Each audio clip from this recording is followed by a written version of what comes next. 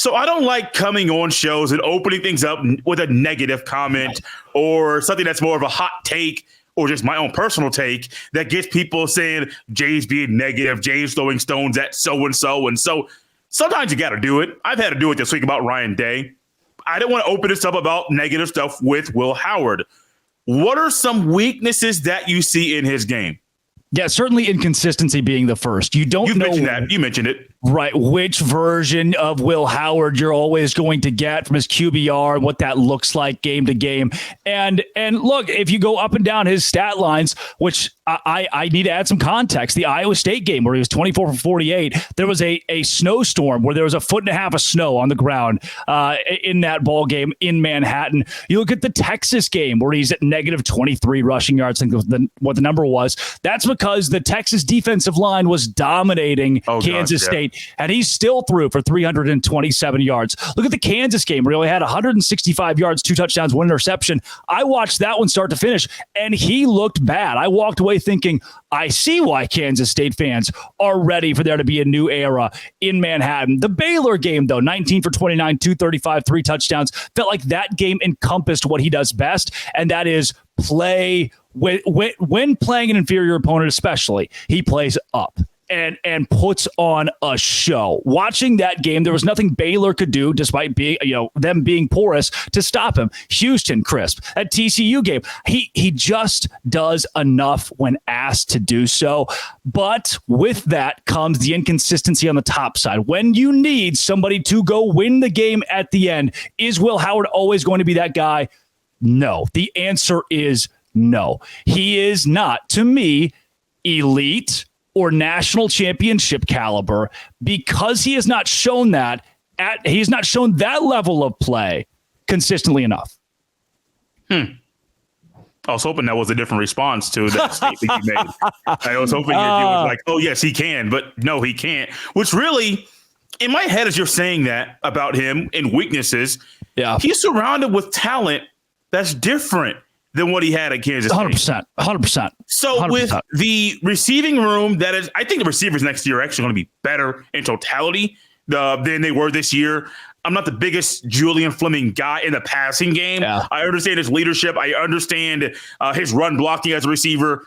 But in the passing game, like what you're out there to do is catch the ball. I wasn't really saying throw the ball to him. But Emeka Egbuka, not sure what Marvin Harrison Jr. is doing. I think he's going to the NFL. That's my assumption.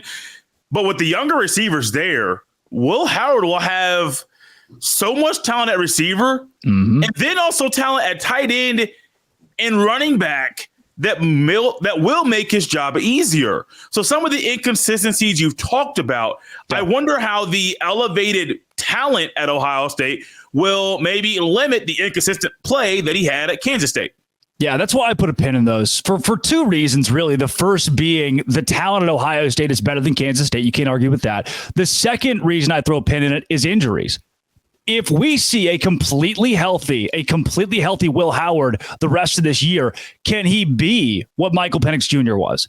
Now that's asking a lot. It's asking a lot. Look at what Michael Penix Jr. was when he got hurt. It was what he could be, right? But he's inconsistent because of injury. We haven't seen him at his top level. Then he goes to Washington, who has a national championship caliber roster. Obviously, they're right there, and he balls out.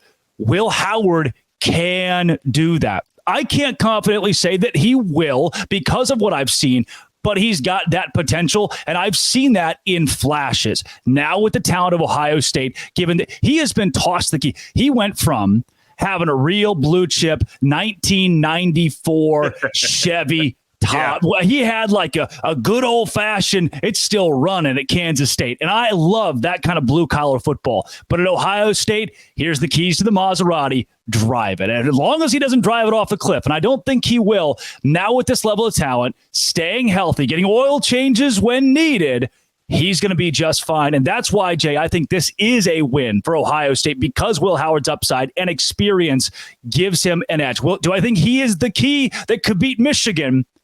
Can't say yes yet, but there's a chance. Not diving in there yet. That's going to come later on, possibly next week. But when I think about Will Howard, though, the quarterback, this is, let me go in my brain really quick. He's the most experienced quarterback Ryan Day's had at Ohio, well, outside of JT Barrett back in 2017, but that was a long time ago. I was barely alive for that. Yeah, we didn't have to get in that. Dwayne Haskins, 2018, first time being a starter. Yep. 19 and 20 with Fields, first time being a starter. Stroud, 2 years, first time being a starter. Same with this year with McCord.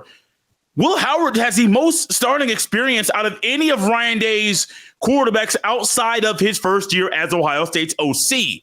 So I really wonder if Ryan Day takes a different approach because of the leadership qualities that Will Howard brings in and the experience that he brings to the table to Columbus. I believe, Drake, you may correct me, I think he's had 30 starts during his career. Yep. So that number there, 30, that's huge. I mean, most of the quarterbacks Ryan Day has coached as head coach, and even Dwayne Haskins, they haven't played 30 games total. Yep.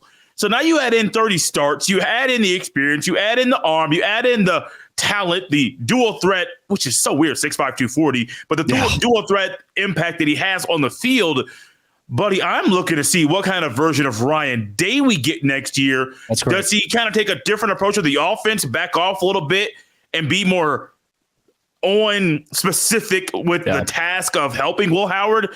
Because of this leadership, this offense could be different. Not let's say it's going to be like drastically different, but it could be led in a way that you have a quarterback who knows how to lead you, and it could lead to a win over Michigan, which, trust me, we all want, but also could lead to not just that win, success in the playoff in the upcoming season. Yeah, and we have to go back to it again. Using the words dual threat, I don't know if 24/7 would, but we have to with what I've seen from him. It doesn't make a lot of sense, but it just kind of does it sometimes. And bringing that level of experience that you mentioned. Now, I will say 27 games Kansas State has played. The last 2 years, they played 27 games. He started 17 of those. So he spent his fair share of time on the bench due to injury, due to being banged up and getting limited play, or splitting time with an Adrian Martinez or an Avery Johnson. So this is not a guy, while he has a lot of experience, I know I've touched on that, he doesn't have experience at the top level because of splitting time, because of the fact that he has been injured so often. So with that, is it a scenario where Ryan Day says, here are the keys truly to the Maserati, I'm going to throw them to you, Will Howard, this is your team? I think he can, but keep in mind, 17 out of 27 games the last 2 years, a history of being injured, has split time with other dynamic quarterbacks. Those things still are at play here. And that's why, again, I can't give it an A+ for Will Howard. Drake, appreciate you coming on the show. Guys, coming up next, we'll kind of compare Will Howard and Kyle McCord and see how they stack up. The previous Ohio State QB1 and the guy who I believe will be calling the shots for Ohio State's offense in the fall. If you want to follow Drake Toll on X, go there. Go at Drake C. Toll. What an invigorating conversation. Also, 100% love Kansas State, and Ohio State is a Maserati that usually underachieves. Kansas State is a beautiful mid-90s Chevy. I think it's a great way to explain any Big 12 team that always overachieves and still gets the job done. He has more weapons at Ohio State, sure. Will he actually win with it? I don't know about that. Yeah, had to be nice though. It's that guy's show. I think Will Howard's good. I think Avery Johnson's going to be really good too. I can see why Ohio State fans were ready. This has been It Always Will Be. Come back later. Hey, Monday. I'll see you guys then. I got to move out of my house in Waco. I'm picking a new job. Locked On. Thanks for making it your first listen every single day. No se grande.